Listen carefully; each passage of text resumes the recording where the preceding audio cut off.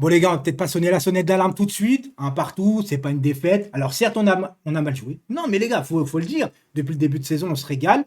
Là, on n'a pas retrouvé notre PSG. J'ai trouvé en plus un PSG très énervé. Dès les 5 premières minutes, un Neymar qui pousse, un Donnarumma qui pèse. J'ai pas retrouvé ce PSG souriant, qui voulait combiner ensemble, etc. Et comme j'ai dit, les gars, attention à Monaco. Monaco est certes 12e, ils sont dans une mauvaise passe en championnat, et ils sont éliminés en Ligue des Champions. J'ai dit aussi que le PSG roulait sur la Ligue 1. Mais attention, qu'il va pas falloir prendre à la légère cet adversaire qui est Monaco. Parce que Monaco, c'est le seul club qui te fait chier de saison en saison. Et le problème, c'est qu'on s'est fait presser tout de suite, on n'arrivait pas à se dégager. Tu sentais le mauvais match. Alors, il y a eu aussi l'absence de Vitinha. Vitinha, je pense qu'on le sous-estime un peu par rapport à son apport au Paris Saint-Germain. Vitinha a un énorme volume de jeu, il joue propre, Verratti arrive à chaque fois à se reposer sur Vitinha. Et aujourd'hui, celui qui le remplaçait, c'est Renato Sanchez. Alors, Renato Sanchez, j'ai dit que je croyais beaucoup en ce joueur, mais frérot, tu as fait un mauvais match. Ah, c'est pas parce que je t'aime bien que je vais dire que tu as fait un bon match. Non, non, non, non, je te défends pas. C'est ta première titularisation. On a le droit de te pardonner, mais il va falloir faire mieux, garçon, parce que là, c'est pas possible. Pas d'impact, rien. Mais d'ailleurs, tout le PSG, aujourd'hui, j'ai pas retrouvé l'intensité qu'on connaît. J'ai pas retrouvé le pressing que mettait le PSG d'habitude par les trois de devant. Et j'ai dit, j'avais un doute sur les deux milieux. Alors certes, il y a eu l'absence de Vitinha, les gars. Mais il n'y a pas que ça. C'est que quand je vois qu'il n'y a que Neymar, limite, qui défend aujourd'hui. Alors Neymar, attention, hein, beaucoup de déchets aujourd'hui. J'ai pas aimé le match de Neymar, mais Neymar a joué beaucoup plus bas que d'habitude. Peut-être par rapport au registre de Renato Sanchez, qui n'est pas pareil. Mais Neymar, beaucoup de déchets, beaucoup d'énervement. Un Mbappé qui force trop, qui essaie tout le temps de faire la même chose. Un Mbappé en première mi-temps qui est tout le temps dans l'axe, c'est bouché, il n'arrive pas à se dégager, et puis ça force. En deuxième mi-temps, il fait un peu l'effort d'aller un peu sur la gauche, et tu vois, ça se libère un petit peu. On a dominé la deuxième mi-temps, on a fait aussi trois poteaux, deux poteaux en première mi-temps, coup sur coup. Il y a un Messi qui fait une très bonne frappe de loin. Mbappé qui est tout seul, il la met sur le poteau. Ça arrive, hein. Malgré que pour moi, il ne doit pas louper ça. Ça arrive, c'est un non-match. Aujourd'hui, on a fait un non-match. Bravo à Monaco, encore une fois, qui ont fait le match qu'il fallait. Alors, ils ont perdu beaucoup de temps, ils ont truqué un petit peu. L'arbitre qui a eu aussi du mal à sortir les cartons. Je le place, l'arbitre. Oui, je le place, mais on ne va pas se cacher derrière ça. On a fait un mauvais match. Aujourd'hui, quand je vois Verratti qui fait une sublime deuxième mi-temps, oui, j'ai pas peur de le dire, sublime deuxième mi-temps, à la récupération, au jeu, magnifique. Première mi-temps, catastrophique. Frérot, il faut faire demi-temps.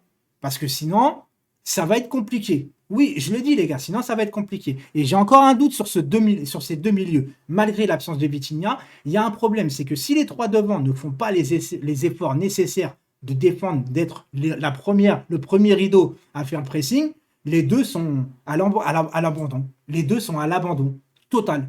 Et même si Vitinha était là, je pense que ça n'aurait pas changé grand-chose. Il y aurait eu un jeu un peu plus propre, je vous l'accorde, mais ça n'aurait pas changé grand-chose. Je pense que tactiquement, on s'est fait manger et que c'est aussi à Galtier. Oui, monsieur Galtier, je respecte votre boulot depuis le début. Vous me donnez du plaisir avec les joueurs que vous mettez en place, la tactique, hein, du tiki-taka un peu, etc.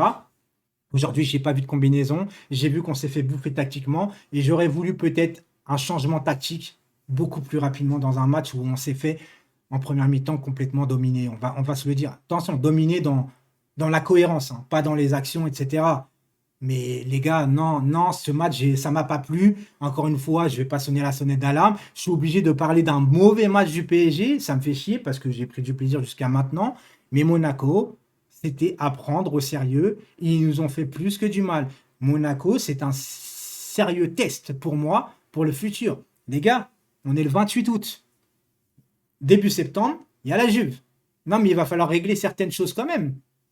Penalty gate, bon, Neymar qui tire. Peut-être que finalement, le penalty, c'est celui-là qui crée le penalty qui va tirer. Ça éviterait beaucoup, beaucoup, beaucoup de soucis en vérité. On verra comment que ça va se passer. En soi, les gars, j'ai pas aimé le match. Il y a des trucs que j'ai pas aimé. En fait, c'était lent. Tu vois, c'était lent. Il n'y avait pas de combinaison, pas de sourire, pas de plaisir. J'ai pas retrouvé le PSG que j'ai vu depuis le début de saison. Après, ça arrive de faire un mauvais match, les gars. Attention. Et patatras. Les deux plus mauvais matchs que tu fais cette saison, c'est au Parc des Princes. Y a-t-il une pression supplémentaire au Parc des Princes devant ses supporters? Y a-t-il plus d'attente? Je n'en sais rien. En tout cas, écoutez, un mauvais match, ça arrive. On ne va pas tout remettre en cause. Juste vigilance. Mbappé, j'ai pas aimé. J'ai pas aimé la façon dont il force, etc. J'ai pas retrouvé. Et Messi, j'en parle pas parce que Messi, aujourd'hui, Messi et Neymar, c'était beaucoup, beaucoup de déchets. En fait, j'ai pas reconnu leur justesse technique, tu vois, leur justesse dans les passes et tout ça. Alors peut-être aussi que tu reviens d'un match où tu mets 7 pions à Lille, où tu es forcément en surconfiance et que face à Monaco, tu retrouves un autre niveau et d'un seul coup, tu perds les pédales. Tu vois, les petites passes que tu faisais à la volée comme ça, tranquillement, et que ça passait tout le temps, là, ça passe pas. Parce qu'on a vu les petites passes comme tu avais tenté face à Lille. Sauf que Monaco, ça passe pas. Ils étaient beaucoup, beaucoup concentrés dans l'axe. On a très peu utilisé nos pistons. Hakimi, qu'on a vu beaucoup mieux en deuxième période, pardon, mais en première période, il était totalement fantomatique. Nuno Mendes, pour moi, a fait un très bon match. Et je finirai par un grand bravo, encore une fois, à quelqu'un qui se fait critiquer tout le temps, que personne ne veut lui donner sa chance, etc. Mais aujourd'hui, le meilleur sur le terrain, c'est celui qui est rentré en deuxième période. Et c'est le nom de Danilo. Danilo est rentré, il a fait son match. Il a fait son match. J'aime beaucoup son implication, j'aime beaucoup son sérieux. Il a donné du rythme. Et en deuxième période, on va pas se méprendre non plus. On a dominé Monaco, on a repris le dessus, on a joué plus haut parce que Monaco était cuit physiquement. Attention, ça à prendre en compte. C'est pas, ouais, on a fait un petit accident, on a repris le don. Non, il va falloir revoir un peu tactiquement et se donner des tactiques beaucoup plus élaborées si tu n'y arrives pas en cette première tactique. Parce que les 2000 terrains, je le répète encore une fois, les gars, si on tombe contre des gros ou les gros, on met une densité un peu plus importante au milieu avec un gros pressing qu'on n'arrive pas à se délibérer de ça, on peut avoir des déconvenus. À régler, je fais confiance à Galtier, je fais confiance aux joueurs. C'est un mauvais match, ça arrive. Ça devrait pas arriver, oui, au quatrième match. Alors j'espère que c'est pas le coup de la fatigue. Parce que si c'est le coup de la fatigue, au bout de 4 matchs, après tu peux avoir un petit coup de pompe, hein, c'est la reprise, etc. Sauf que là, tu joues tous les 3 jours. Donc j'espère qu'on va pas parler de fatigue. Parce que là, ça va craindre. À plus tard, les gars. À bientôt. À bientôt.